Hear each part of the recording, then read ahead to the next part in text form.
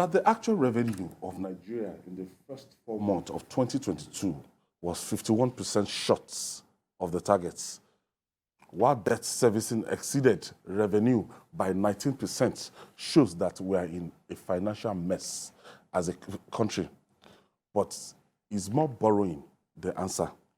Data from the Central Bank of Nigeria, CBN, show that borrowing by the federal and state governments from commercial banks increased by 11% from 18.04 trillion naira in June to 20.1 trillion naira in July 2022. The data titled Money and Credit Statistics also shows that total credits of domestic economic rose by 6.0% from 5.5 trillion naira in June to 59.9 trillion naira in the... Okay. That's in the same month. Julie, I don't like figures, but what I've read out now is telling me that all is not well. There are people who continue to encourage us to continue borrowing. They want to see that us... we can borrow to build infrastructure. Yes, they want to see us borrow and borrow until we borrow ourselves out of existence. All loans have repercussions. You must pay back your loans. And sometimes at a huge cost. Interest, both interest and the principal must be paid. So when people talk about taking loans without looking at our capacity to repay, I think the fact that the finance minister laid before us some weeks back should nudge those who are always encouraging us that there's nothing wrong in borrowing for infrastructure and all that. No one is saying that you should not borrow, but there has to be a cap. Borrowing has to be tied to capacity to repay. If your capacity to generate revenue cannot match your appetite for borrowing, then something is wrong. You don't need any economist to tell you. I mean, you stop deceiving people that, oh, there's nothing wrong as long as it's tied to infrastructure. Of course, it's a good thing to tie borrowing to infrastructure, but you can't continue to borrow as if there's no tomorrow.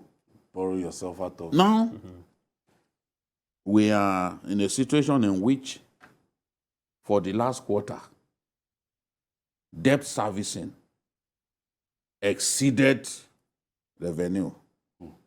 What does that tell you? That means we are getting to that point when it is not going to be sustainable to continue to borrow at the rate we are going.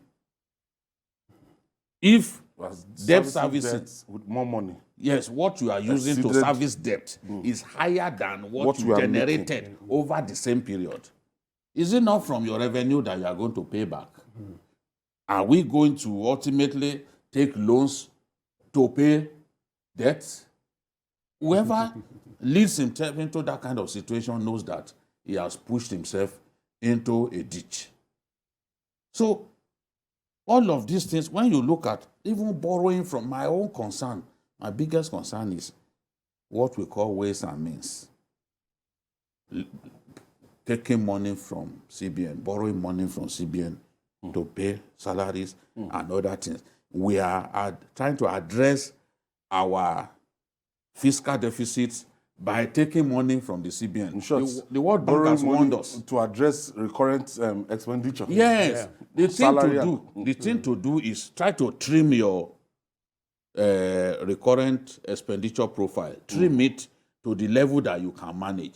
But the present crop of leaders in our country, the ruling class, they are not prepared to trim their expenditure. I was talking about a country like Senegal, where the president felt that they didn't need two Legislative yes, houses. legislative houses, and decided to scrap the Senate. Unicameral Yes, legislature.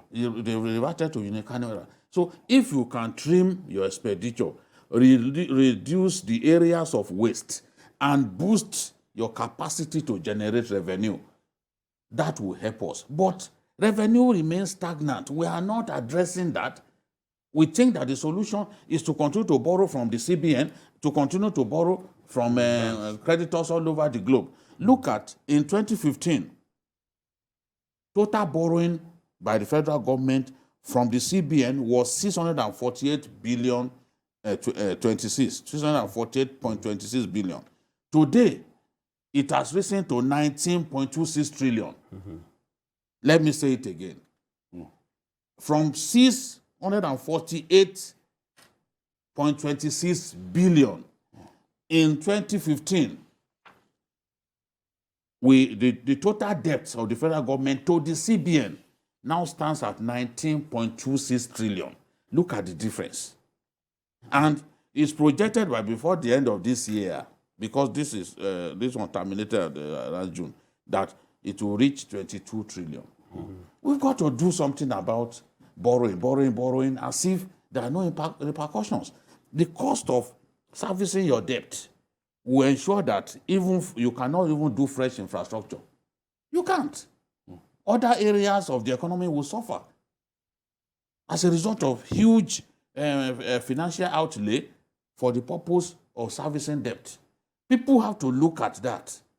And now, if debt servicing eventually outstrips revenue, what do we then do? Where do we go? That means we are on a cliff. Just any little thing can just push us into the valley. But I don't know. We have people that are in charge of our economics, the way things are going, and we have people they call experts. And over time, we watch this economy go this bad, and it was shrinking till we get to this extent. I don't know. When I see names and I see experts, I begin to ask, who is in charge of our economy? Well, how did we get here? Well, we have a major problem in this country. Well, you see, I still want to say something about this present administration. Yes, they are borrowing. But you see, at least to some extent, we are seeing some of the things they are doing with related to their borrowing. I'm not saying there are no places where we have openings, where people who are, taking part of this thing. It is there. But you see certain things that they are doing with the money. Unfortunately, you should ask yourself, why do we have the problem that Jide noted now? That is the stagnation in our revenue. And where are we getting the revenue actually? Is it not from oil? Now, oil revenue has dropped drastically because of oil bunkering, this and that, In fact, what I learned was that we were losing about 500,000 barrels per day, And who was the guy? People are coming to lift our oil there. Exactly. Oil bunkering all over the place, and as a result, we are having in cahoots with some people inside. So the thing is, first of all, we need to block that loophole where this money is being lost in terms of revenue. That is oil revenue that's coming in. We need to block that loophole. And recently the government renewed the contract of Tompolo, who is supposed to be guiding the pipeline in Niger Delta, and hopefully we are going to be able to block this loophole, because if that 500,000 barrels per day is blocked, that loose area is blocked. Definitely, it's going to be part of the number of barrels that we are pushing out, in a day, and that's more revenue for the country. But as I said earlier, the government, people will argue with you that borrowing money is not a problem. Because when you borrow money, it's about expanding your economy. But how do you apply that money you are borrowing? Where does it go into? Is it clear to people that this money is being applied judiciously to where it's supposed to be applied to? Do we always have that? So many instances of, I'm sure we're still going to talk about it, all these scandals about people pilfering the national money, the the loopholes that we are having. Grass cutting and so amount of money. These are loopholes that should be blocked. I think that if the CBN will operate like a truly independent institution, they can guide against some of the things that the political class, some of the spendings that they are bringing upon the rest of us. But I do not see that evidence of independence. For example, the CBN Act says that what government is borrowing, there's nothing wrong about borrowing from the CBN. No, the law permits it. But the law says, the CBN Act says that your borrowing from the CBN should not exceed 5% of total revenue of the previous year. We saw that in 2020, it was 80% of the revenue of 2019 that we actually borrowed from the CBN. More than 5%. So the CBN Act is even being violated. And there's a CBN governor who permits that to happen. So politicians may say, we need this, we need that, we need that. But you have to find a way to apply the brakes. That's why politicians, for example, will never like an Okonjo-Iweala. But you also need a president, as a CBN governor, you also need a president who will back your reform and allow your reform to take hold. Otherwise, if the president understands what you are talking about, financially, if he understands what you are talking about, because if he doesn't understand what you are talking about, there's no amount of reforms you are going to present to him that will pass anywhere. Apart from the oil sector now, it's becoming increasingly difficult to get money from other sectors. They pushed the custom, the revenue, where they've done everything. Where the economy is contracting, you need mighty effort to even get sufficient money by way of taxation, because you are going to tax people based on the profits that they are making. Okay. Business is very bad at this time, so there's no way that even taxation will not go down. Money from taxation. Okay, let me pick this call. Kennedy is calling us from Enugu. Thank you for joining us, Kennedy. Good afternoon, Ayo and Jide. Good afternoon. Good afternoon. Also have Bolaji in the studio. We are enjoying your program, guys. I'm proud of what you guys are doing. You should keep it up. Thank you. Yeah, please, based on what we are discussing on, based on our economy, I think this government, I can't really understand. I can't really understand their system of operation, because if Nigeria being a country that wants to help itself, this man in charge of our central bank not supposed to be in the office by now, even the finance minister. Because there's no policy we are seeing in sight how they are trying to reduce all this high inflation of things here. Things are going haywire. Like Nigeria seems to be like in a country that is an autopilot.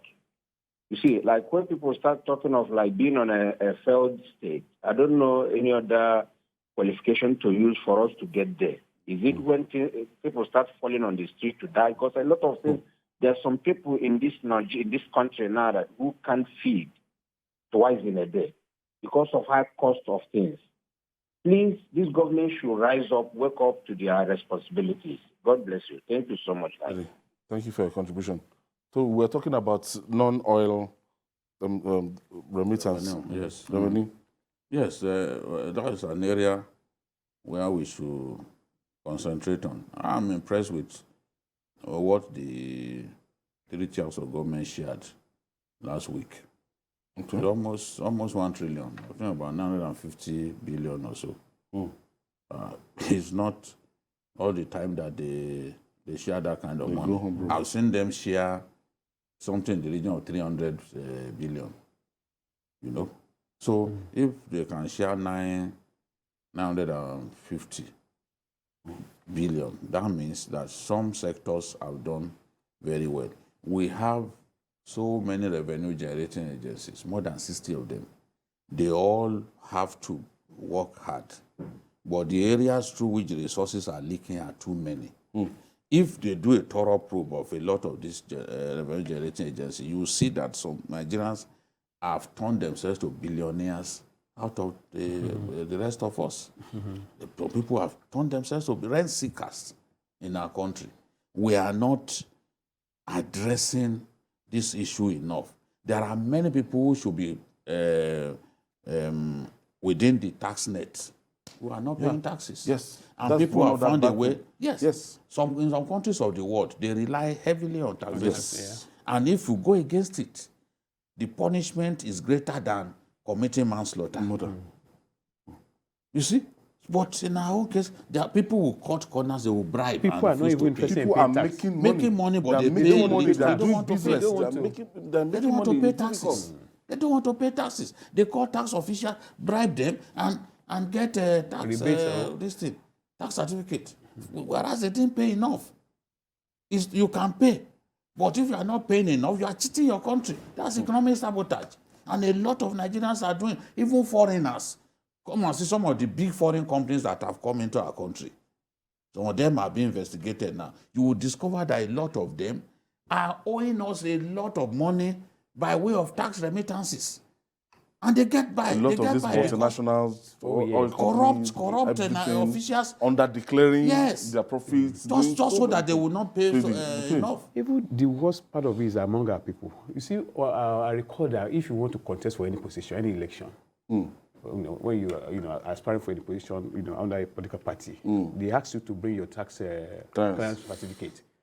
What people do is they just go to all these tax agencies and just give them money. They issue those things to them. We should. Really? Oh, that's what it Without records? No, what is record?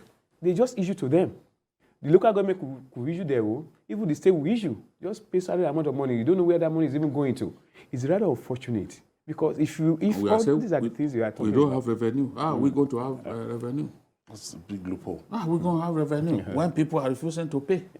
And they can't do that abroad, though. Some of them There are go people there. that are supposed to be investigating. Yeah. They don't go. They go abroad a Yeah, lot, right. but here they will not Some want of them to will be pay. in jail. Yeah. In Some their of them own will be in country, jail. they don't want to pay. Yeah. But if they go abroad, they will pay everything, knowing that they will go to jail. They don't pay. No matter how big somebody is, the biggest offense you can commit against the state is to not pay your tax. Yeah. That means you are not a patriot. Yes. They hold it. Yes. Yes, you can't try it. Britain, Italy. The other day I was reading about this musician that married the Barcelona defender, Shakira, the one that Rigus her waist. Shakira, they are investigating her for tax evasion. They don't joke with it. You make good money, you must pay good taxes. Yeah. That's the culture that we should entrench here, because it can really bail us out of all the mess that we find ourselves. All right.